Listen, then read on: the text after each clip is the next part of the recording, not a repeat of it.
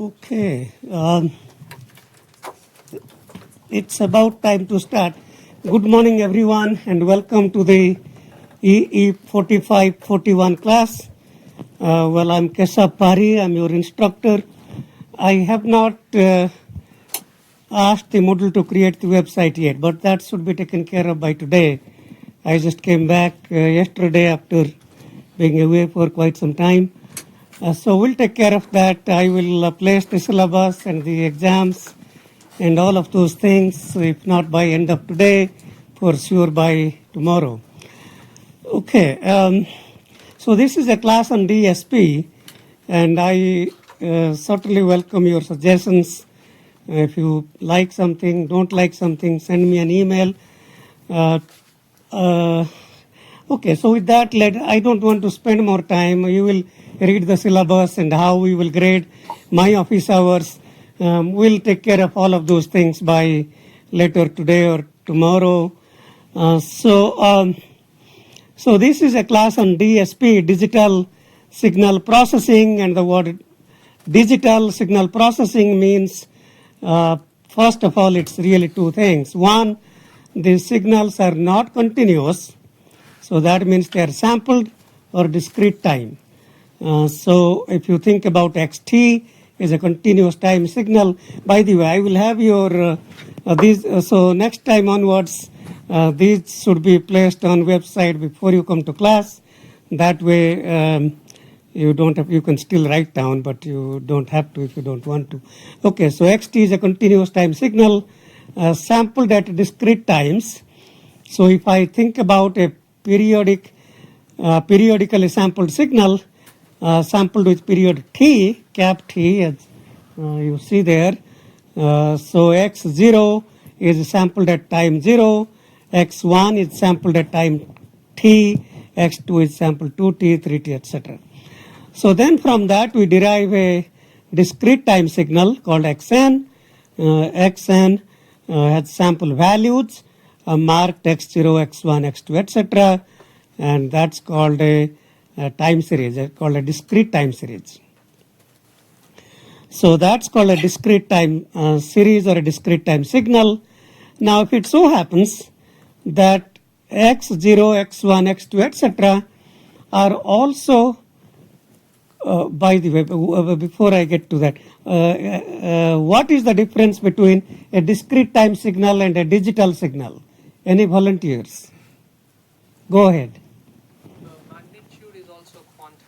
Yes, yes, very good. So a discrete time signal is sampled periodically, but the digital signal, the amplitude, x0, x1 amplitude are also quantized subject to a certain finite precision. So, for example, if it is a 10-bit representation of the signal, then I can have 1024 levels, and if it is an unsigned number, that means I can represent numbers marked 0 to 1023. If it is a signed number, then minus 512 to 511. Okay, so anyway, that's the difference. And towards the end of the semester, we'll spend time on these quantization effects and what happens if the signal values are quantized. So probably week number 12 or something like that, maybe 11, we'll get to those things. Okay, so for now, discrete time sequence examples, some common sequences, the unit sample sequence delta n is just 1 at n equal to 0 and 0 otherwise. So any volunteers about the difference between a unit sample sequence delta n and a continuous time impulse function delta t. What's the main difference between these two signals? What's the difference between, go ahead. That in the discrete it equals 1 Yes. at that point, but Yes. in continuous the integral is 1. The continuous time so-called, this is the so-called Kronecker delta function. The discrete time delta function is called the Kronecker delta function. The continuous time Dirac delta function is a zero width infinite height signal such that its integral is 1. So, okay, so that's the difference. Very good. Okay, so unit step sequence UN is defined as 1 for n greater than or equal to 0 and 0 otherwise. And some of you may recall from a prior class in signals and systems that UT, the continuous time unit step signal, is 1 for all t greater than or equal to 0.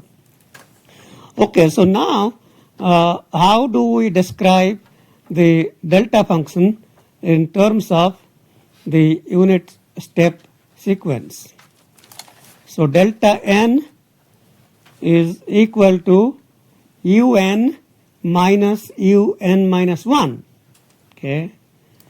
So if you take the unit step sequence, un minus 1 is shifted right by 1 unit, and you subtract, and all the samples from n equal to 1 to infinity are cancelled out, and un minus 1 is simply equal to delta n. Okay.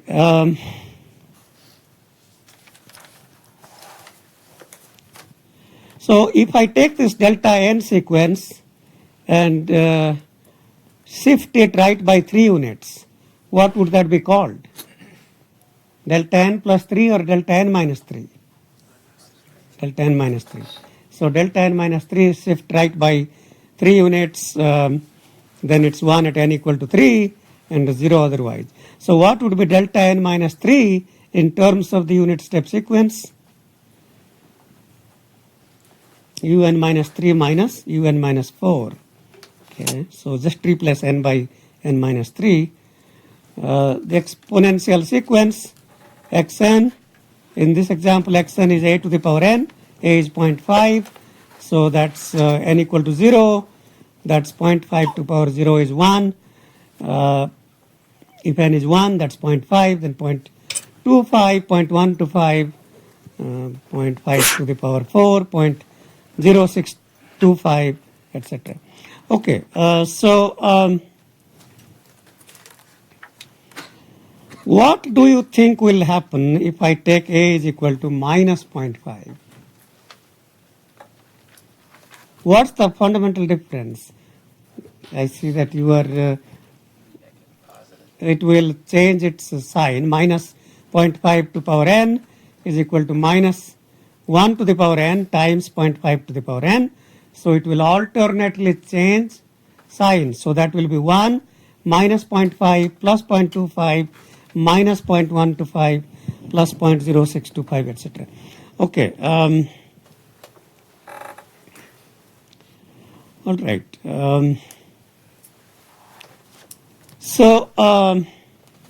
The sequence that you are seeing there, if I assume that sequence is 0 for all n less than 0, then that sequence will not correspond to 0.5 to the power n.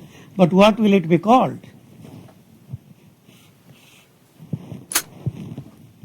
If it's 0 for all n less than 0, the 0.5 to the power n will not be that sequence. Because if I say 0.5 to the power n, that's for all n.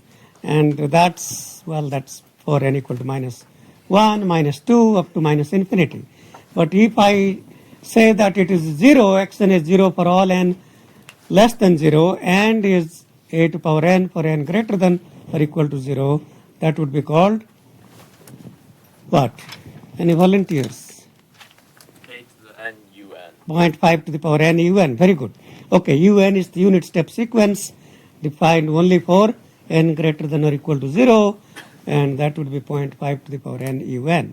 So the fundamental difference between 0.5 to the power n and 0.5 to the power n UN is 0.5 to the power n is defined for all n from minus infinity to plus infinity. 0.5 to the power n UN is defined only for n greater than or equal to 0. Well, it's actually defined for all n, but it's 0 for n less than 0 and a non-zero for n greater than or equal to 0. Okay. Sinusoidal sequence, if the frequency is omega and a phase function phi, then some amplitude a, that would be sinusoidal sequence. We can characterize discrete time systems as with respect to all these properties: memory, memoryless, linear, non-linear, time invariant, time varying, causal, non-causal, stable, unstable, etc. So if I take this example, yn is equal to x squared n plus xn minus 10. Is that a memory-based system or memoryless? Memory-based. Why? You need previous samples of n to calculate it. We need 10 previous samples. So at any time point, let's say I'm in 100th clock cycle or n equal to 100, then I need to know what x90 is. So I need to store x99, x98 all the way back to x90. So we need a memory length of 10 units of time to hold the last 10 samples. So that's the length of the memory. And it so happens that the length is 10. Okay, so it is non-linear. Why? Because of the x squared operation. The square operation is a non-linear operation. Is it time invariant or time varying?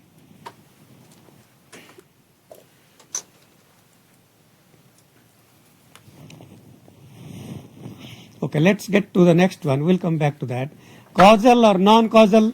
Is it causal? What is the definition of causality? Causality means the output at this time depends on the current sample and all past samples. That's causality. Non-causal means it depends also, in addition to current sample and past samples, also on future samples. So if you are receiving a signal from some signal source, such as you are receiving a signal in your cell phone at certain time period or certain clock cycle, if I want to know what will happen 3 units later, what signal I will be receiving, we don't know. So that's anticipatory. So any non-causal system is also called an anticipative system, because we don't know what's going to happen, but we can anticipate or we can predict, but that's still non-causal. We can predict based on causality. We can predict based on causality. So I can predict what will be the signal 3 cycles from now based on the signal now and past samples, but that won't be what it is. I mean, I don't know what it is. So that will be something we can predict based on any kind of prediction, and the most typical prediction is linear prediction. So we may get to some of those later on, but still, if it depends on previous and future samples, that would be non-causal. Stable or unstable simply means that as long as the input is bounded by certain upper bound in magnitude, the output is also bounded by another bound in magnitude, that would be stable, and otherwise it's unstable. So in this case, well, let's get back to that. So x squared n plus xn minus 10, at any time it doesn't depend on it, only depends on 2 samples, xn, the current sample, and the 10 cycle past sample xn minus 10. So this is causal because I can compute yn based on current sample and the sample 10 cycles back. It is, do you think it is stable or unstable? Unstable. Okay, who said unstable? Go ahead and tell me why. increases, it's gonna increases the square. Or yeah. Okay, so the definition of stability says that first of all I have to assume that x is bounded by some magnitude, let's say m. So m is the maximum value of absolute value of xn. So if xn is bounded by m, means it lies in magnitude, that means it lies between minus m to plus m. That means x squared will be bounded by between 0 and m squared. Okay, x squared will be bounded between 0 and m squared. And if I add to that xn minus 10, so yn will be bounded between what? Minus m and m squared plus m. X squared is a non-negative number, so that lower bound is 0, upper bound is m squared. X and minus 10 is bounded between minus and m plus m, so the lower bound will be 0 minus m, which is minus m. Upper bound will be, well, actually that's not true. I mean, if it is, we have to think about that. But that certainly that may not be a strict lower bound. I mean, if xn is 0, then that's 0, but it could be negative. So we probably have to do a little algebra. But anyway, the certainly minus m to m squared plus m is a bound, and if m is a finite number, m squared plus m is a finite number, and that's not infinity. So it will certainly be, it will satisfy bounded input, bounded output stability. Okay, so what about, is it time invariant or time varying? What's the definition of that? If I take the signal xn and shift it left by say 3 units, then the output should also be shifted by 3 units. If it is to the left, or if it is to the right, that's the definition of time invariant. If the input signal xn is shifted left or right by certain amount t0, the output is shifted by same amount t0. So in this example, if I just replace, let's say that replace xn by xn minus 3, that means take the signal xn and shift it right by 3 units, and I can see that that would correspond to x squared n minus 3 plus xn minus 13, which would indeed be yn minus 3. So that would indeed be time invariant. So the first system is memory based, non-linear, time invariant, causal and stable.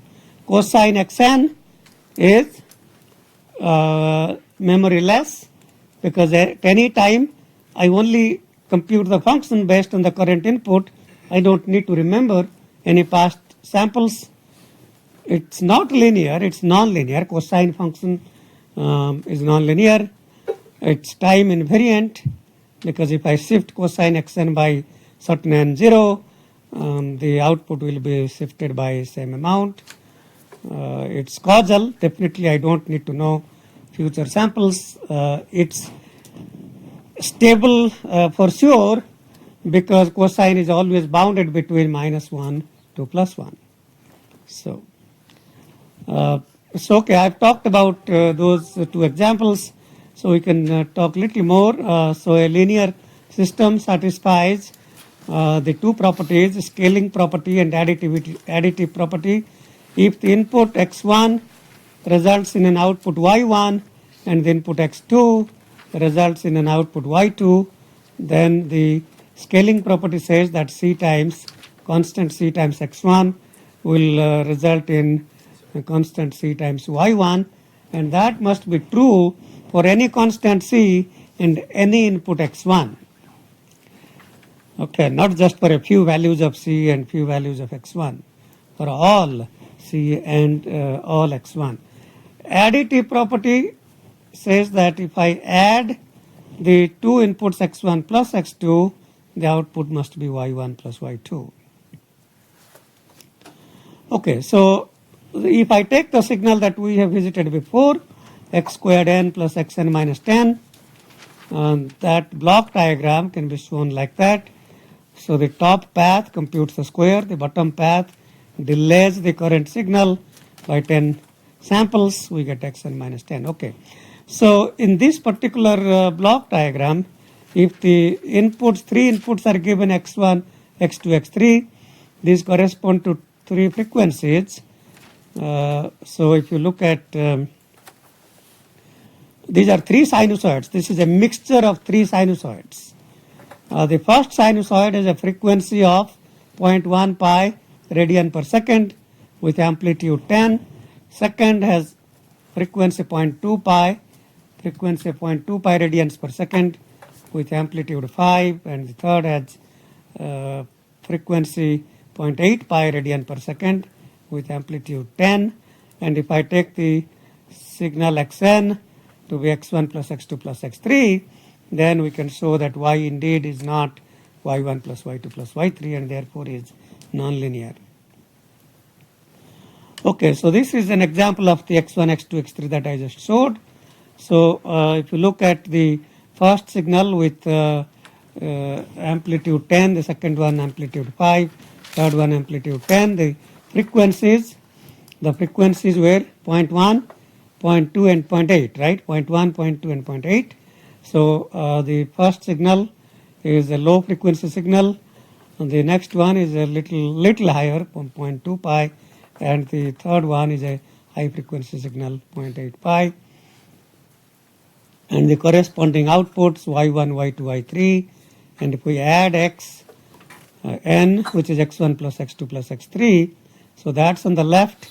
If I add these three outputs y1, y2, y3, that's shown on the right.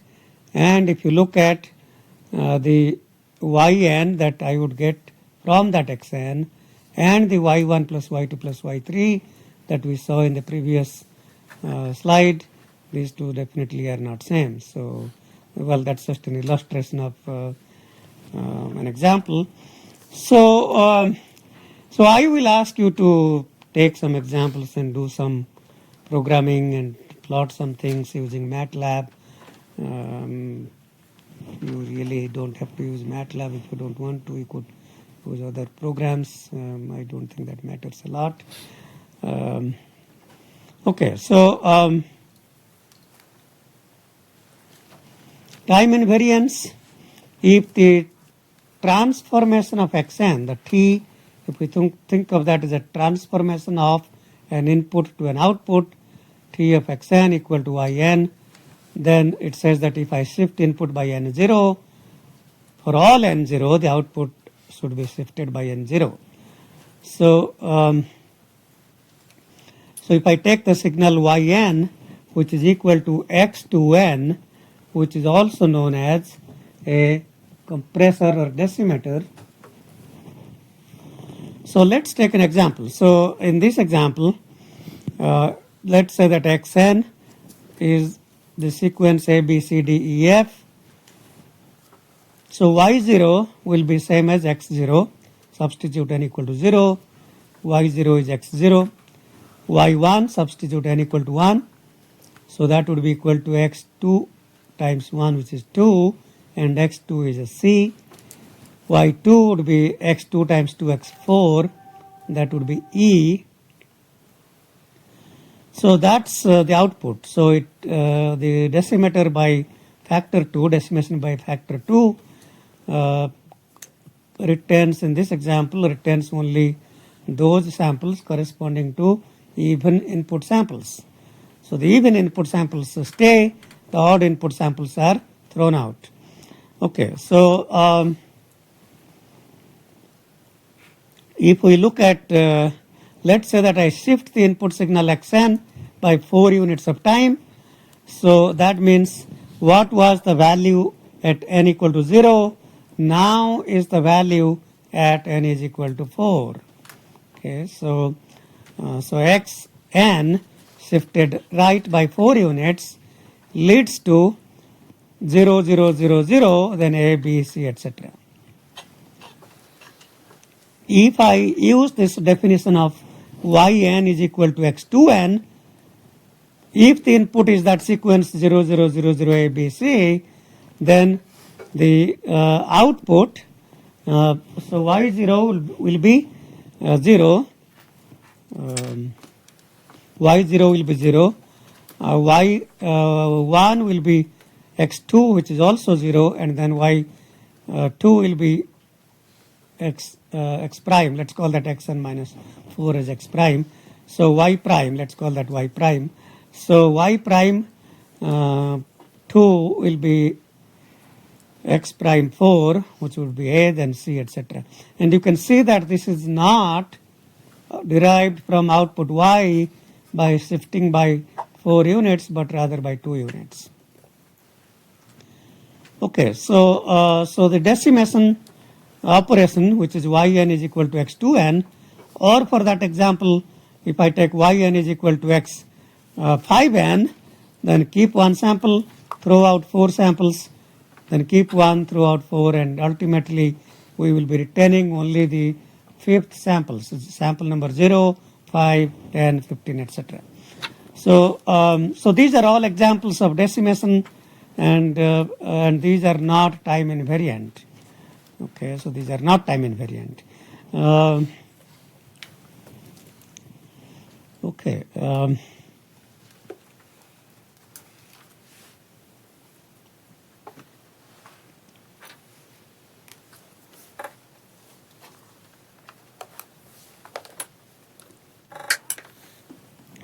So any thoughts about what would happen if I considered the input xn minus 3 instead of xn minus 4?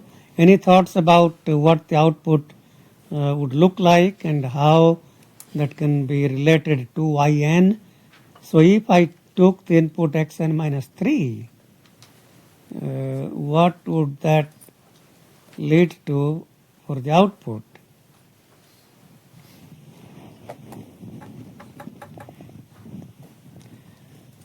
Any volunteers? Output would be shifted right by 6. Well, in case of n minus 4, it was shifted by half, 4 by 2. So 3 by 2 is not an integer. So we are talking about discrete time. That means fractional values don't mean anything to us. So, okay. So, any other volunteers? Yes, go ahead. Did you get y of n minus 1? No. No, well, I mean, no, we would not. We would not. Well, no, I mean, I can't take 1.5 and make that one. Go ahead. You get a new sequence. Yes, what would that be? BDF. So we would get the odd phase. Okay, so we would, so A, B, so if you take A, C, E, etc., these are the even phases, and the B, D, F would be the odd phases, and we would get those odd. So let me just take a look at what those would be. Who is, okay, so that's good. So if we have x n minus 3 is equal to 0, this is with n equal to 0, 0, 0, A, B, C, D, E, etc. Then yn minus y, let's call this x prime n.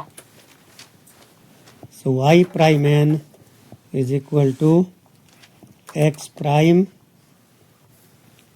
2n, which is equal to x 2n minus 3, n replaced by 2n, which would then be equal to, so keep, so throw out every odd sample. So keep 0, 0, B, D, so that would be 0, 0, B, D, F, etc.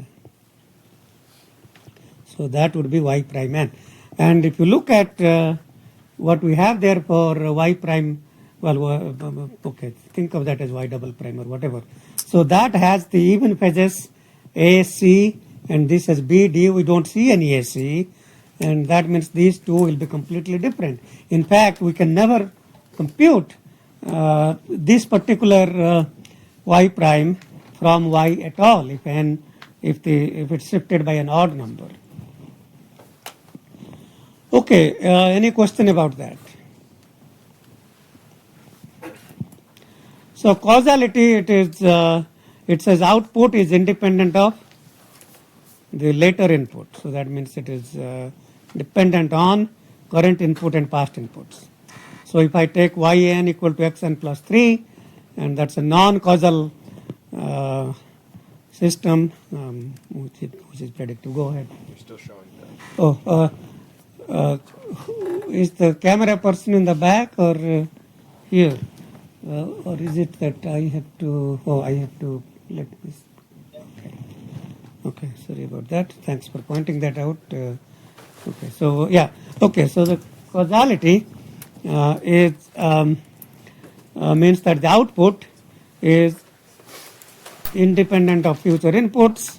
So if we take yn is equal to xn plus 3, that's an example of non-causal system.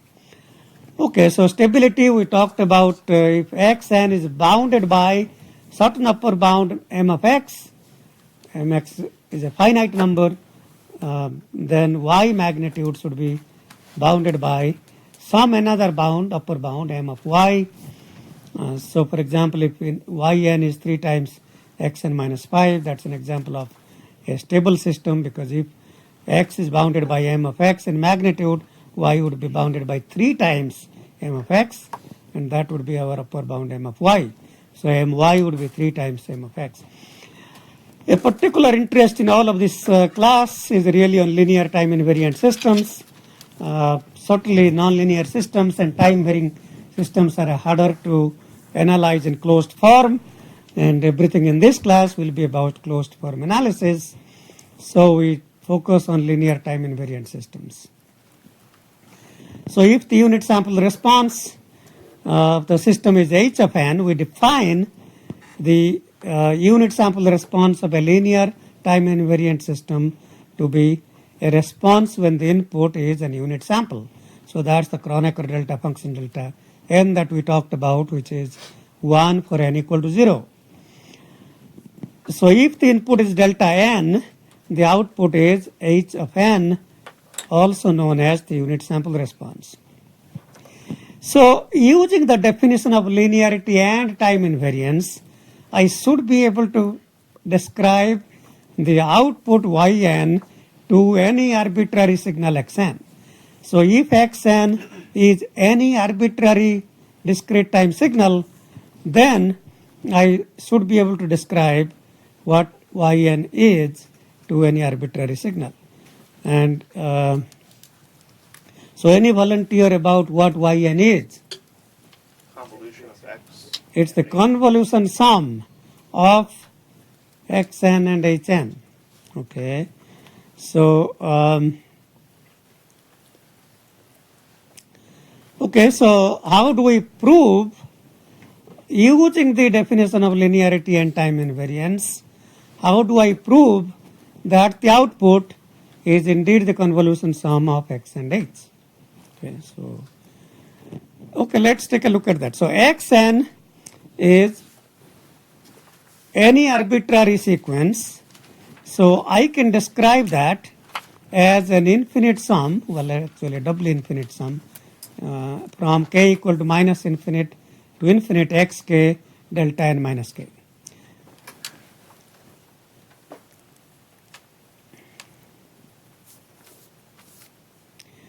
Okay, so that's what any arbitrary input signal xn can be described by that infinite sum using the delta function or the delta sample. So I know that if the input is delta n, output is hn. So at n equal to 0, if the input is x0 times delta n, the output would be by scaling property x0 times hn. At some other time, let's say at time 10, then the magnitude of the xn is x10, and the sample at time 10 can be described as x10 times delta n minus 10. So if the input delta n leads to output hn, input delta n minus 10 by time invariance leads to output hn minus 10. By scaling, x10 times delta n minus 10 leads to output x 10 times h n minus 10. So if you sum that over all possible, instead of just 10, take 1, 2, 3 and minus 1, minus 2, minus 3. So for all possible k, then we can see that the output would be xk times h n minus k for k equal to minus infinite to infinite, and that is defined as the convolution sum. So the result that the output is the convolution sum of x and h follows directly from the definition of linearity and time invariance. Any question about that?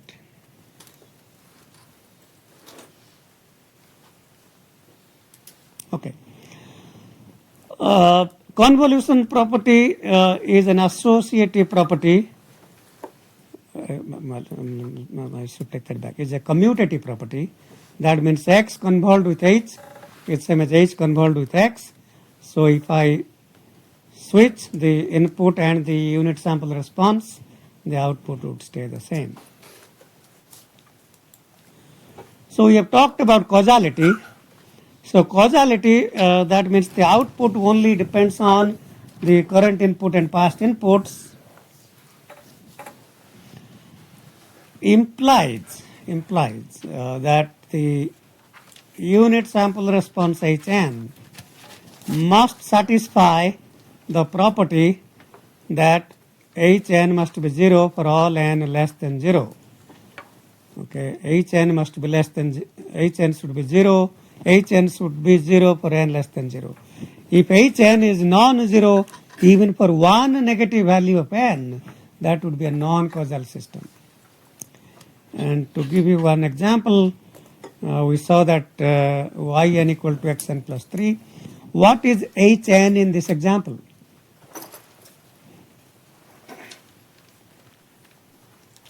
Well, by definition, Hn is the output when input is delta n. So just replace xn by delta n. So yn is delta n plus 3. So that's a non-zero sample at n equal to minus 3 with value 1. And that is a non-causal system, as we would expect, because causality implies Hn is 0 for all n less than 0.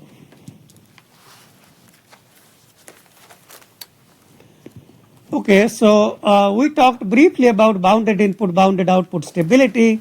So what does the bounded input, bounded output stability imply in terms of constraints on the unit sample response Hn? So if I assume the input xn to be bounded by m of x, then the output, which is the convolution sum, summed over all k, xk, hn minus k, and the magnitude of that should be bounded by some other finite value m of y. And then the magnitude of this quantity, absolute value of summed over all k, x of k, hn minus k, is less than. So the absolute value of the sum is less than the sum of the absolute values. Okay, so for example, absolute value of 2 plus minus 3, what's the absolute value of 2 plus minus 3? 2 plus minus 3 is minus 1, absolute value is 1. What is the absolute value of the sum, which is absolute value of 2 plus absolute value of minus 3? That's 5. 1 is less than 5. Okay, so so the absolute value of sum is always less than sum of the absolute value, and if the xk is bounded by m of x, then the right hand side, that m of x can be taken outside the sum. So the right hand side becomes m of x times the sum of the absolute value of h. And that should be finite. That simply means that summed over all k, absolute value of h of k should be finite. So the discrete time system will be bounded input, bounded output stable if the absolute value of the unit sample response for all summed over all k is finite, then it will always be a bounded input, bounded outputs stable system.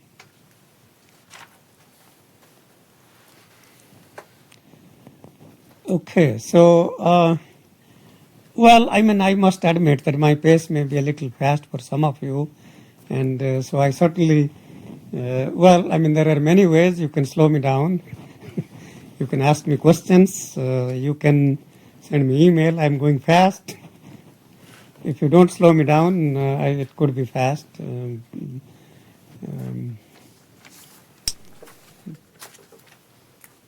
So I can also say that it is possibly a little hard to digest every sentence and every equation because these things do require some thought. Just because I prepared these slides before from last time I taught this class in 2013. That's quite a long time back. But anyway, if you feel you need to slow me down, by all means ask questions. That's probably the best way to slow me down. Okay, any questions about this? So I think you have to think about the absolute value of the sum is always less than sum of the absolute value, and you can, as I explained, take a couple of examples. 2 plus minus 3, absolute value is less than absolute value of 2 plus absolute value of minus 3. Okay, so now we want to spend a little time on convolution sum. We have already defined what convolution sum is, and there are many ways of computing the convolution sum.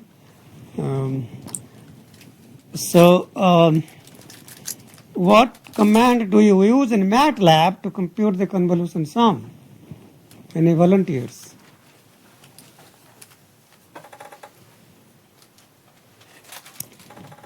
Well, the simplest command is conv, C-O-N-V. So I will give you some code that you can practice. Let me ask you this. How many of you really want to learn what signal processing is? I mean, you can take this class and learn a lot of concepts and a lot of math, but you may learn nothing about practical signal processing. How many of you want to learn practical signal processing through playing with some signals versus learning a lot of theory? So I see good, certainly good, a little more than 50% or about 50%. Excuse me. Could you go to the last slide? Yeah. Should it was less than equal to sum of the individual or only less than? It's a triangle law. Yeah, it is less than. Yes, I mean it is. You are right. It should be. Thank you for pointing that out. Should be less than or equal to. Very good.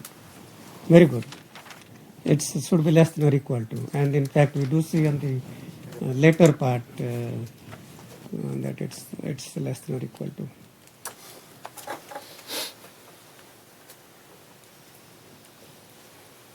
Okay. How many of you don't want to do any programming in this class?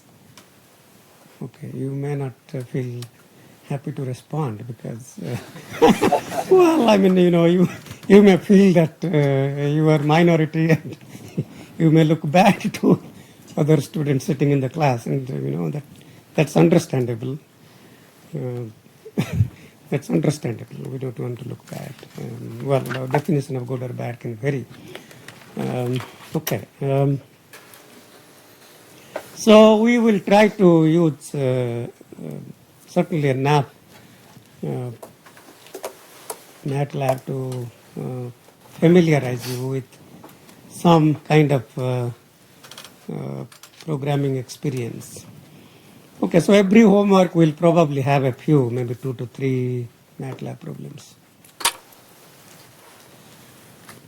So there are many ways of computing the convolution sum.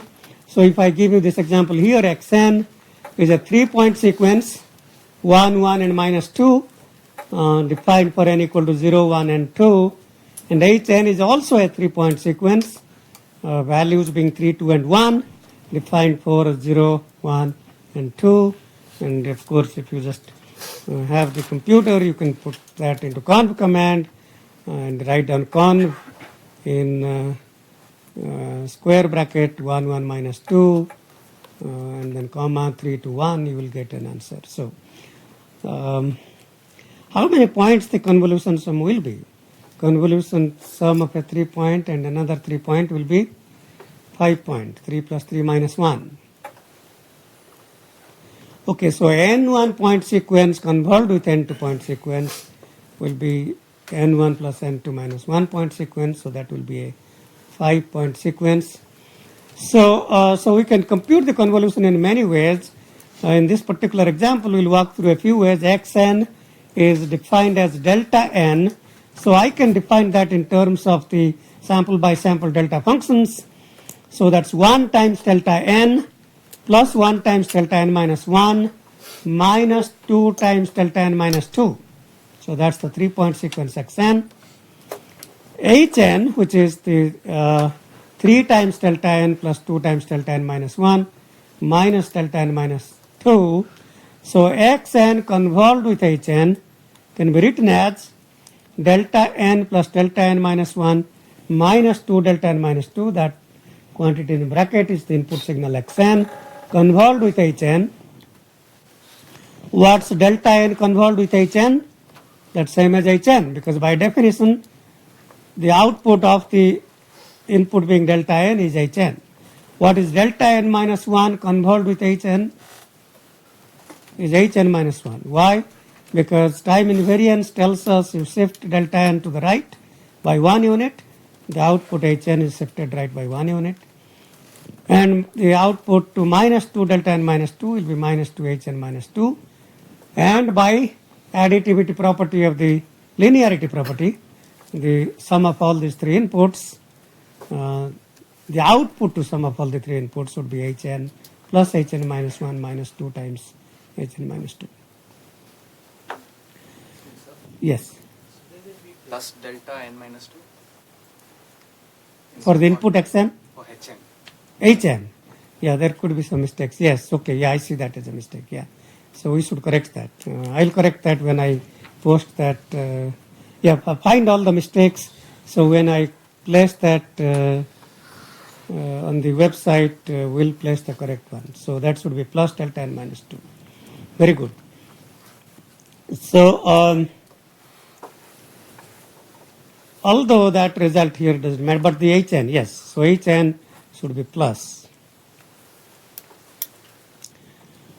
Okay, so the output is Hn plus. So we start with Hn, which is 3 to 1. What would be Hn minus 1? That would be shift right by 1 unit. So that would be 0 followed by 3 to 1. And the minus 2 Hn minus 2 would be shifted right by 2 units and multiplied by minus 2. So that would be 0 0 minus 6 minus 4 minus 2. So 0 0 minus 6 minus 4 minus 2, that's minus 2 times Hn minus 2. And the other two are Hn minus 1. If we add all of these, so the first one is 0, second one is 0, the third one is 3 plus 0 plus 0. Next one, 2 plus 3 plus 0, that's 5. The next 1 plus 2 plus minus 6, that's minus 3. And then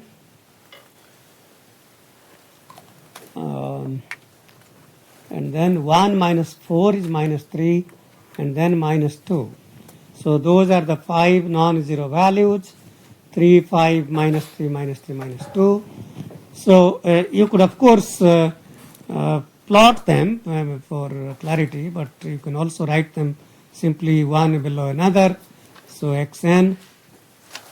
Okay, so the next computation here is telling us that I could also compute the convolution sum as Hn convolved with Xn.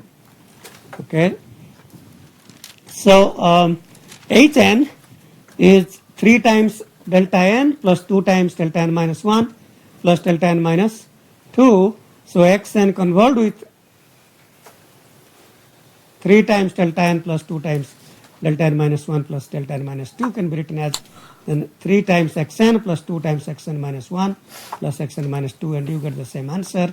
And that is not surprising because of the commutativity property of the convolution sum.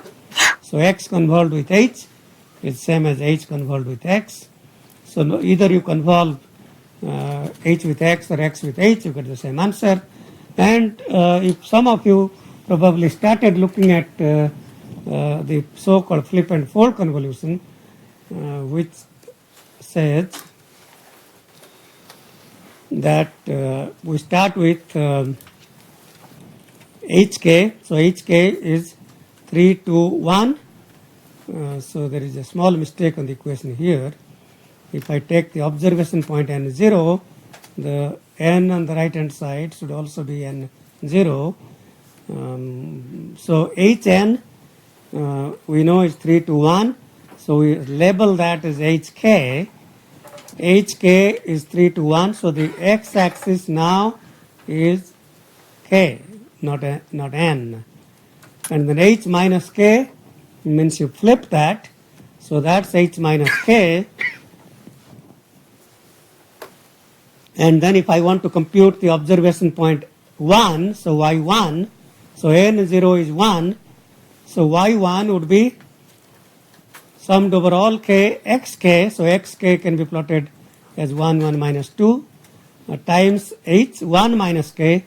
So h minus k is already there, h1 minus k can be obtained by shifting h minus k right by 1 unit, so that 1, 2, 3 starting with minus 2 shifted right by 1 unit, so that's still 1, 2, 3, but now defined from minus 1, 0, 1, and point by point value of k, multiply the last two plots, and the value at minus 1 of h1 minus k is 0 because xk was 0 at k equal to minus 1. So the result is 1 times 2 plus 1 times 3 plus minus 2 times 0 and everything else 0, which is 5. And so you can do that for n0 equal to 1, n0 equal to 2, n0 equal to 3, but obviously this is not an advisable way unless you are computing closed form expressions in some regular sequences. This probably wouldn't, but for small examples it's okay. So we have talked about 3 ways of computing convolution by representing h by delta function, by representing x by delta function, and by flip and fold. Okay, so this is another example of a 3-point sequence xn, which is 2, 1, 2, convolved with a so-called rectangular sequence defined for n equal to 0 to 9. So these values are all 1s for these 10 samples, n equal to 0 to 9. And you can certainly compute convolution sum in any possible way, but what do you think would be easiest way? The easiest way would be probably is to represent this as 2 times hk, well 2 times hn plus, so I can write xn as 2 times delta n plus delta n minus 1 plus 2 times delta n minus 2, that's only 3 points. So I can then compute yn is equal to 2 times hn plus hn minus 1 plus 2 times hn minus 2, and if you add those 3 sequences, that's what we get. And the 10-point sequence convolved with 3-point sequence leads to a 10 plus 3 minus 1 or 12-point sequence. Okay, so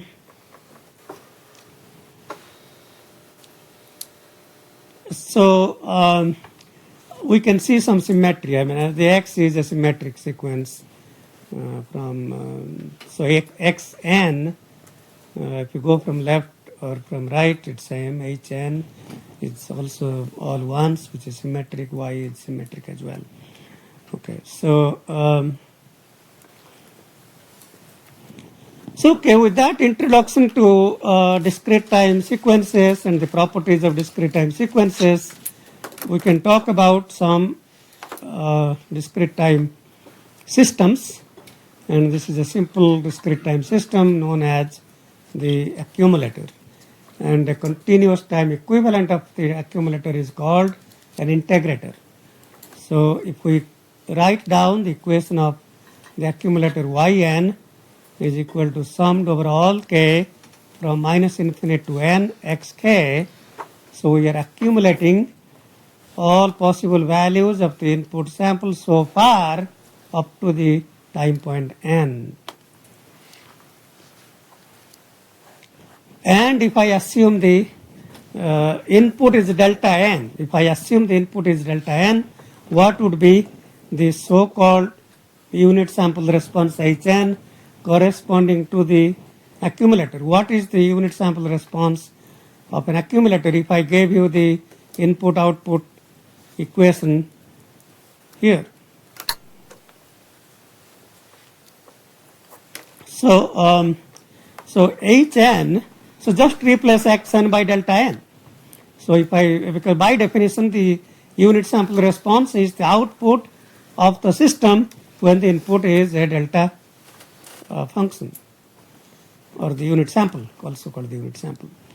So if I replace simply x by delta, then I get the equation of Hn.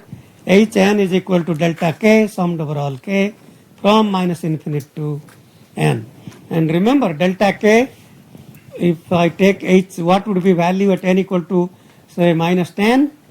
So minus 10 would be summed over all k from minus infinite to minus 10 delta k, but all of those delta k values are 0 because delta k is 1 if k is equal to 0, otherwise it's 0. So Hn would be 0 for all n less than 0. If n is greater than or equal to 0, there would be only one non-zero value in that sum that corresponds to any k equal to 0. So if k equal to 0, that delta 0 will be 1 and Hn will be 1. And in fact, Hn is the unit step sequence. So the integrator, the equivalent of integrator in discrete time, called the accumulator, has Hn, which is Un. Now, it shouldn't be surprising to us that the Hn is 0 for all n less than 0. Okay. Why? Because we know already from previous slides that causality satisfies the property that Hn equal to 0 for all n less than 0 and Yn equal to summed over all kxk at n only depends on the current sample xn and previous samples. It does not depend on future samples. Because it is causal, Hn should always be 0 for n less than 0. Okay, these kinds of things are a good thing to check, just to check and see we haven't made any mistakes. It is possible to make mistakes. And I can make mistakes. I don't want you to think I cannot make mistakes. All of us can make mistakes. Well, you may have heard, to err is human. Okay, so you can design computers that probably won't make mistakes. Well, the computers are most obedient. They just compute what the program is asking it to compute. So, okay, I should take back what I said. Computers can make mistakes. If the computers couldn't make mistakes, then von Neumann wouldn't have spent a lot of his time working on fault-tolerant computing. In fact, in late 50s, 1956, 57, maybe 55, most of IBM computers were failing, and that led to so-called triple modular redundancy that some of you might have heard of in fault-tolerant computing. And in fact, any memory, whether it is flash memory or any kind of RAM that you are storing data, they all have so-called error control codes, and that introduce parity bits so that even if there are mistakes, we can still correct them because of redundancy. Okay, so okay, with that digression, let's come back to where we stopped. So causality, yes, certainly that's true from the definition as well as the property of Hn. stability, is it stable or not? It's strictly unstable, but we say that it is, well, I mean, it's strictly unstable. If I take xk, if I take xn as always 1, okay, if I take xn as always 1, then from the previous definition of bounded input, bounded output stability, we described that the system is bounded input, bounded output stable if the absolute value of Hn summed over all n is finite. And if you take Hn, which is always 1, and sum that over all n, that's infinite. So this is strictly unstable. And well, I mean, if you, in a few weeks, we will see that the so-called Z transforms would have poles inside a unit circle for stability, and in this case, the pole will be exactly at 1. So that's kind of at the border of being stable and unstable. That's what it means. Okay, so is it a finite length sequence or infinite length sequence? Since Hn is of length infinite, this is an infinite length sequence. And if this Hn is the so-called discrete time system, then we would call that system as an infinite impulse response system, which is IIR for short form. To contrast that with an example like here, Hn is 3, 2, 1, a 3-point system would be called a finite length response, finite impulse response, FIR, finite impulse response. The length of this discrete time system is 3, which is finite, so finite impulse response. On the other hand, the accumulator is an infinite impulse response system or an IIR system. Okay, so that's this slide is describing what I just mentioned, which is if Hn was 1 minus 1, 1, that's a 3-point system which is of length 3, and that's called a finite.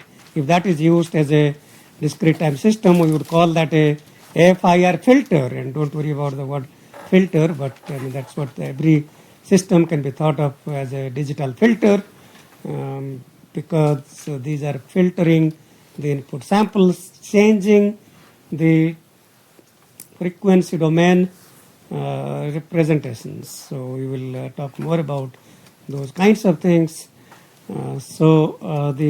The system here, which is 3-point sequence, is called an FIR digital filter. Can also be represented by the block diagram shown below, which says Yn is equal to, so there is should be a minus sign. So Xn minus Xn minus 1 plus Xn minus 2. There should be a minus sign. It's actually called a 3-tap digital filter or second order FIR filter. The length is 3, the order is 2. So if you think about a polynomial such as a plus bx plus cx squared, that's a second degree polynomial with 3 coefficients. So in general, the length of the filter will be 1 more than the order of the filter. So third order is same as length 4. So the IIR system that I just described, which is the accumulator system, so the IIR can be written as Yn is equal to summed over all xk, k from minus infinite to n, can be written as summed over all xk from minus infinite to n minus 1 plus xn. And the first sum is simply the definition of Yn with n replaced by n minus 1. So that's Yn minus 1 plus xn. So in fact, we can say that Yn is equal to Yn minus 1 plus input xn. So if we look at the output of the adder Yn, delay the Yn by one sample, that's the past output Yn minus 1, add that to input xn, and that would be Yn.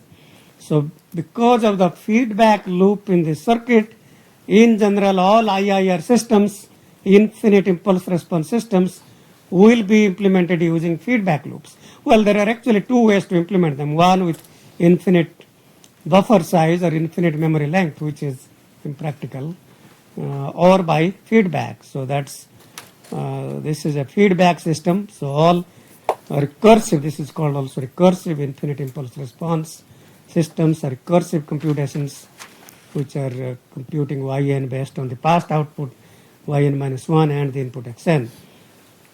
So that's the block diagram representation of the accumulative system.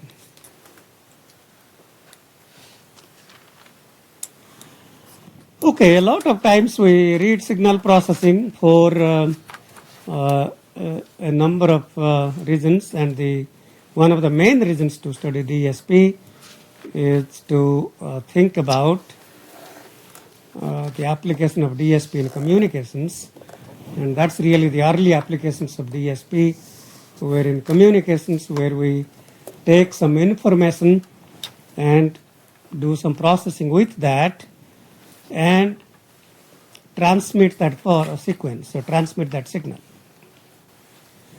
And then at the receiving end, so if you think about a hardwired telephone system that dates back a long time back, so we take the speech signal, we do some operations with it, and then send it out through the telephone lines, also known as copper wires.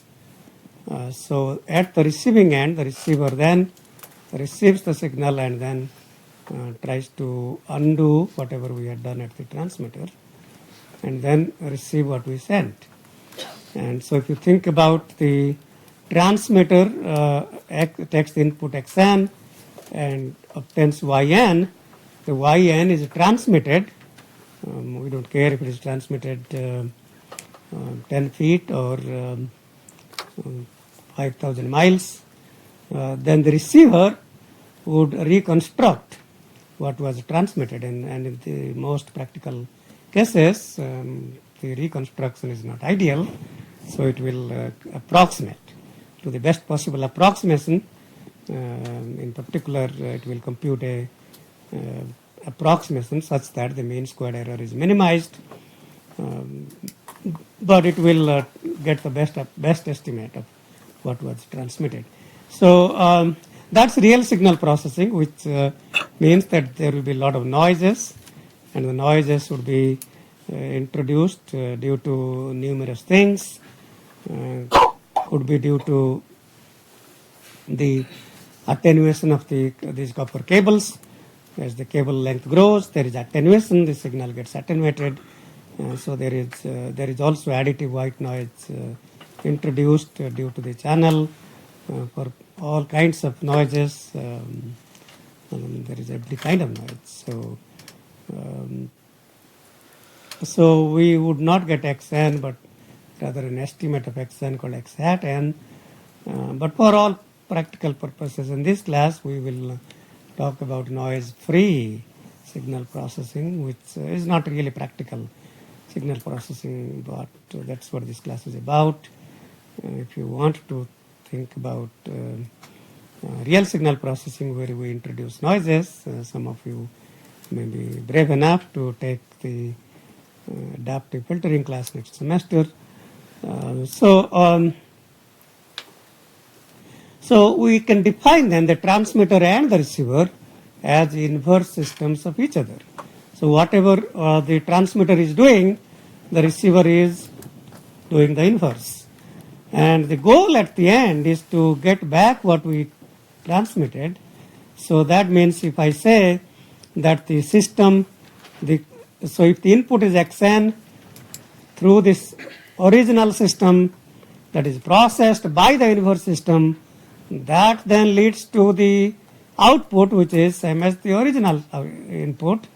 Then it says that xn convolved with the system hn convolved with the system hi of n, the inverse system, is equal to xn, and that means the inverse of h and hi should be delta n. Okay. So in this example, if the original system is un, the inverse system must be delta n minus 1, because the convolution of UN with delta n minus 1 will be UN minus 1, which will be delta n. While this is a good way to explain the concept of inverse systems, this is certainly not the practical way to compute inverse systems. The practical way to compute would be to compute the Fourier discrete time Fourier transform of the original system, then compute the reciprocal of that and do the inverse discrete time Fourier transform. That would be the inverse system. So you can do that in Z transform domain as well. So we'll talk more about those things, but to introduce the concept of inverse system, the convolution of the original system H and the inverse system Hi must be delta n, and that guarantees Xn convolved with a delta n would be equal to Xn. Okay, so I think that was our, we have 5 minutes left, so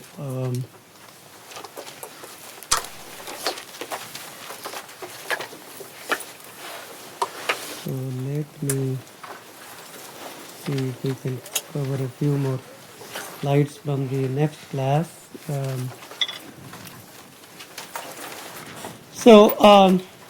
In this example, we are illustrating the accumulator system. So the accumulator system will have Hn was Un, and which has a Z transform 1 over 1 minus Z to power minus 1.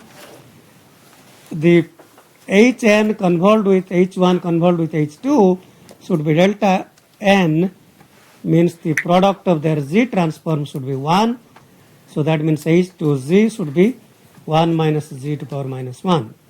So these things may not make much sense to you now, but in general, the accumulator system is some kind of low pass filter. It is doing some kind of smoothing, and the H to Z, which is a 2-tap filter 1 minus 1, is a high pass filter.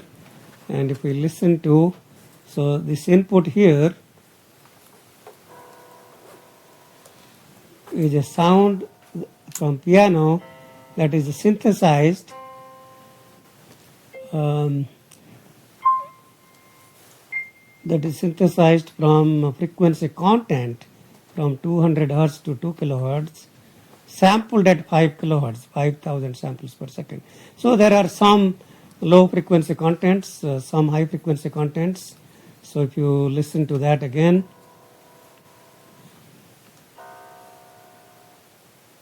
so that's that system, and if we pass that through the accumulator system that I talked about, Hn is equal to Un, then the high frequency content will be filtered out. So a lot of the 2 kilohertz content, maybe 1 to 2 kilohertz content will be filtered out, and this should be a smoother version.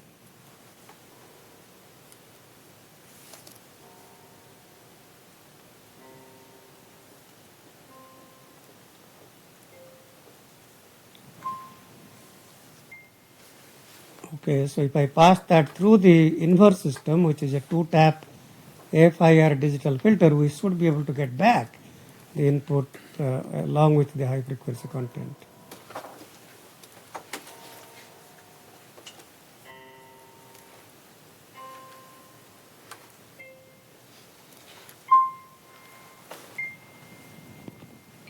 Okay, a lot of signal processing is really about, it's about these transmitters and receivers.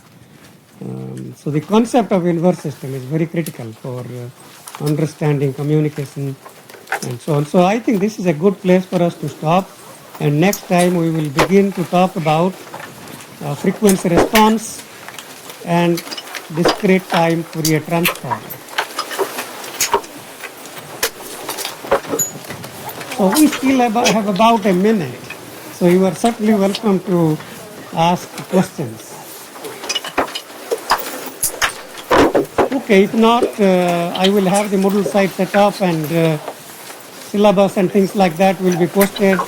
See you next time.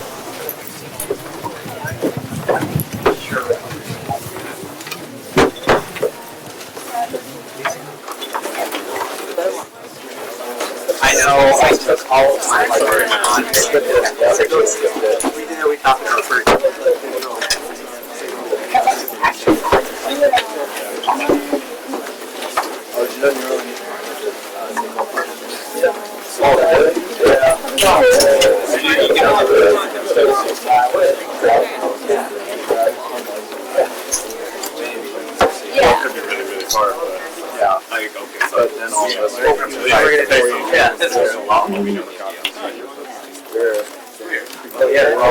I'm guessing you're like, no, he's not I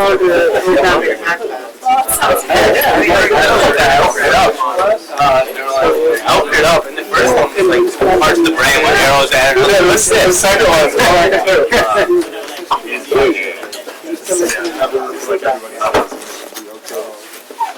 I will try to see if we can but just Google back I mean, I don't think they do that to come with it. I'm sitting for the class.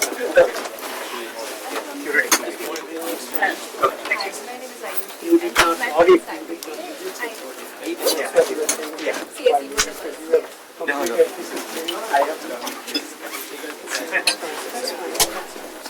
We have like this. This one and then which one? That's a long. Yeah. I'm Bangalore. Thank you. But you same stuff. Same stuff? That's good.